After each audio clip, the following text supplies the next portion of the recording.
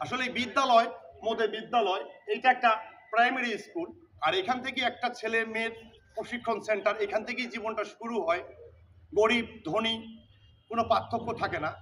আসলে এই প্রতিটি বাবা মাদেরকে বলবো এবং সন্তানদেরকে বলবো, আপনি স্কুলে যাবেন, লেখাপড়া করবেন, কিন্তু আসলে এই সন্তানদের কোনো দোষ হয় না। একটা ছোট বাচ্চা মানে একবারে কখনো মায়ের গর্ভের থেকে হাঁটা শিখে না। একটা বাচ্চাও তেমনি করে একবারে মাথার জ্ঞান হয় না। একটা বাচ্চাকে স্কুলে পাঠানোর, বুঝে শুনে স্কুলে লেখাপড়া করানোর, এটা বাবা মার কর্তব্য।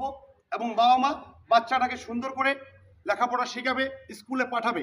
এখন যদি আপনার সন্তান স্কুলে না যায়, আপনি সন্তানকে মারধর করেন, রাগ দেখান, আসলে ওই সন্তান তো আর কখনো স্কুলে যাবে না। সেই সন্তান তো খারাপ হবে। যেমনটা আমি বলবো, সন্তানের কখনো দোষ হয় না। সেও একদিন বাবা হবে, সেই একদিন এই কথাগুলো মনে করবে। বাবা মাদেরকে বলবো, বাচ্চাকে বুঝে শুনে সুন্দর করে তেল সাবান দিয়ে স্কুলে পাঠাই দিবেন।